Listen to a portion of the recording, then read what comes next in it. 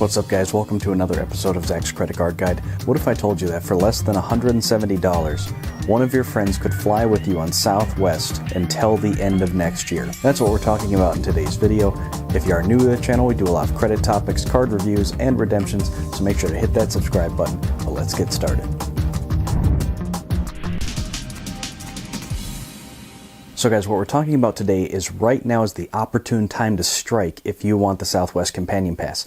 Now, the most optimal time to do this is at the beginning of a year. Now, if you're unfamiliar, the Southwest Companion Pass, once you earn 110,000 Southwest points in a calendar year, then for the remainder of that year and the entirety of the following year, you can designate someone to fly with you for free on Southwest Airlines. Now, you have to be flying with them, so it's basically when you buy a ticket, you're getting a free ticket for someone else to come with you. Now, you do have to designate who that person is, so you can't just be the most popular person in the office for the next year and a half. You can change that person 3 times. So let's say you had a spouse or partner, you could pick them once.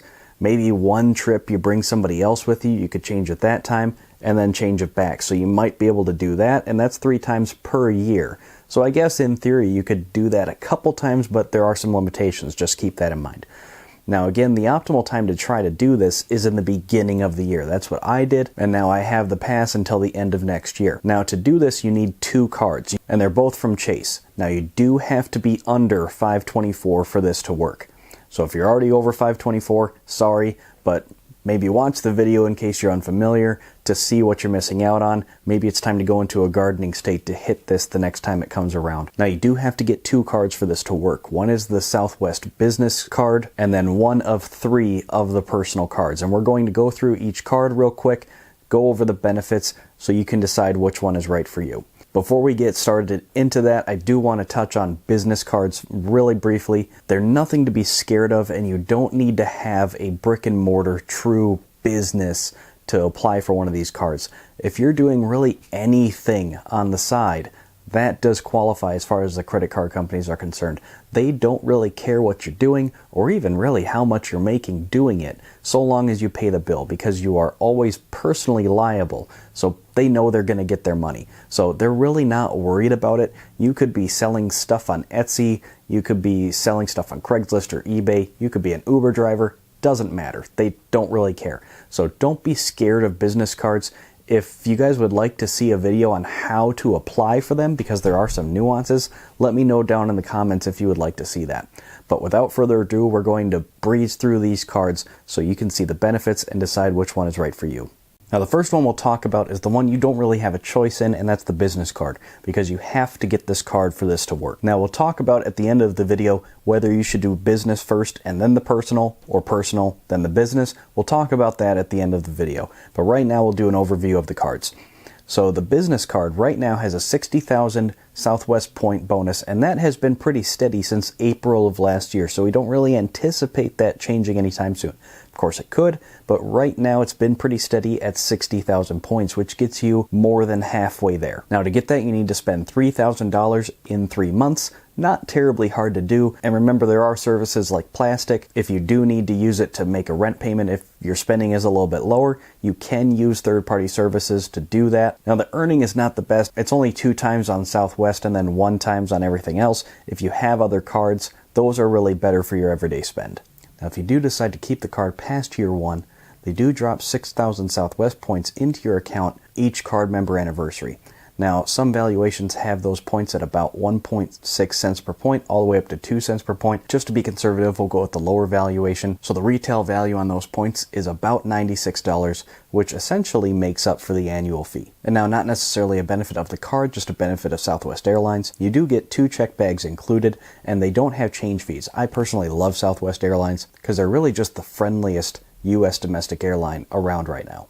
Now just to go over some of the benefits that do come with the card, you do get extended warranty protection, purchase protection, lost luggage reimbursement, and baggage delay insurance. Now, one important insurance you'll note is missing is trip delay coverage, and I have kind of a story with that. I got caught up in the WOW Airlines fiasco. It ended up working out for me. If you guys would like to see how that all turned out, let me know down in the comments, but that's a tangent for another day. But just know that if you book any airline trips with this card, you will not get trip delay coverage. So So just keep that in mind. Now the annual fee on this card is $99. That is not waived in the first year, and there are no foreign transaction fees. So if you did take it out of the country, you could use it without any problems. So now we'll get into the 3 personal cards. So we're going to start out from kind of the lower rung on the ladder up to the top being the one that I personally have and the one I'm going to recommend, but we're going to go through all of the pros and cons of each card. Now the first one is the Southwest Plus. Now this is the one you want to go for if you just want the Companion Pass as cheaply upfront as possible. This is the one to get. Now again, the bonus is going to be the same on all of these cards. It's 60,000 points for $2,000 in spend in the first 3 months. Now that is an outstanding bonus. For only $2,000, you're getting 60,000 Southwest points. Now just to put that into perspective, each of these 60,000 point bonuses has a retail value of about $960. So that is outstanding. And remember, that's each of these 2 cards that you need, the business card and whatever personal card you get. You're going to end up with almost $2,000 in value in Southwest points. Now this one, each year that you keep it, you will get 3,000 Southwest points dropped into your account. That has a retail value of about $48. And the earnings are exactly the same as the other cards. Now the annual fee on this one is $69, and it does have a foreign transaction fee, so I would not recommend using it outside of the US. Now again, the whole point in getting that card is really to get the Companion Pass as cheaply upfront as possible. That's the card to go with. So now we'll move on to kind of the middle of the road option. This is the Southwest Premier card. Same bonus as before, 60,000 points for $2,000 in spend. Now each year that you keep this one, you get 6,000 points dropped into your account.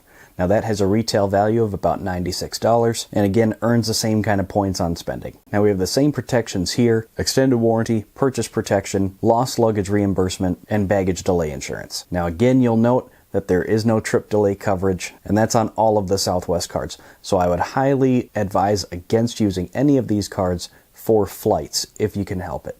Now the last one we're going to talk about is the priority card, and this is the one that I have. Same bonus as before. Now each year that you keep this one, this is the highest kind of drop-in bonus that you get each year. You get 7,500 Southwest points dropped into your account. Now that has a retail value of about $120. Also, each year you get a $75 travel credit on Southwest Airlines. So anytime you spend $75, that will be credited back to your account. Now that can be used for tickets as well. And you get 4 upgraded boardings per year. Now we get the same card protections as before. Now the annual fee is $149, so this is the more expensive of the 4 cards, but as you can see, you're easily getting a positive value on this card. And there are no foreign transaction fees if you do decide to use it outside the US. So now we'll just talk briefly about Southwest and kind of some strategy for going for these cards. Now, if you're unfamiliar with Southwest, they don't have assigned seating. You're assigned a position in the queue based on when you check in. So as soon as check-in opens, you want to be right on it because everybody who's kind of savvy knows how this works and people are checking in right away.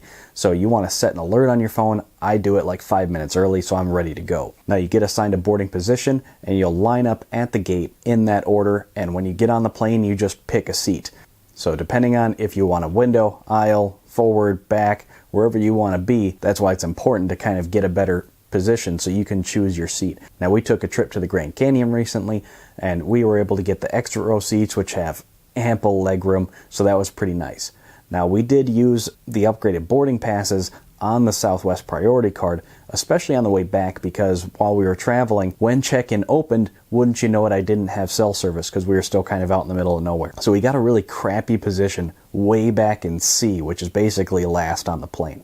So I decided to use the boarding passes, and I checked my account when I got home and they were credited immediately, so I didn't have to wait or anything like that. And what that does is that gets you into positions A1 through 15, so you're guaranteed to be in the first 15 people on the plane, if that's important to you. Now again, you get 4 of those per year. So now kind of for some strategy. So again, the optimal time to do this is towards the beginning of the year, because then you get it for 2 full years. Because again, how you get the Companion Pass is by getting 110,000 points within a calendar year. You get Companion Pass for that year and the following year. Now I timed it just right where I hit both early in January by getting the business card in December of one year, almost getting the minimum spend, and then making sure I hit the minimum spend in January immediately applied for the personal card and then hit the spend as quickly as I could. And now I've got the Companion Pass until the end of next year. Now, as we talked about before, you can do that as cheaply as $168 by getting the business card and then the cheapest personal card.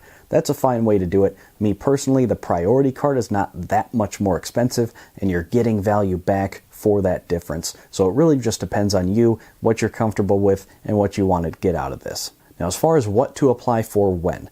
Now, the personal cards, these bonuses are only available until mid-June. So you do kind of have to get on it if you want to do it. You have about a month to apply and get the cards. Now, the business card, that bonus has remained pretty steady since last year, so we don't really anticipate that one changing all that much. Now, your 524 status is going to be key here. Now, Chase Southwest business cards, they are subject to 524, meaning that you have to be under 524 to get the card, but they do not add to it, and that's simply because it doesn't show up on your personal credit report. Now, of course, Chase can see that you have these cards, and on a personal side note, I think eventually they're going to change this. But as of right now, even though they can see them, even though they know you have them, they don't count towards your 524 status. So let's say you're well under 524, maybe you're 2 or 324. You can do whatever order you want. And in that case, you might just want to get the personal one so that you know you get the bonus, get that in the bag, and then get the personal one because there's really no time crunch on that one. Now, if you're at 424 specifically, you have to get the personal one first, because if you're at 424, you get a personal one, now you're at 524, you can't get the business card. So that's really the only position where you need to be careful about what you're doing. Get the business one first, and then get the personal card. Now, you have ample time to meet the spending, so even if you have to apply for them kind of back to back, maybe space them out a couple weeks, even if you have to do that, you have ample time to meet these spends. I consider these pretty easy spends to hit. Of course, that's pretty dependent on your situation. And again, remember, there are services out there like plastic.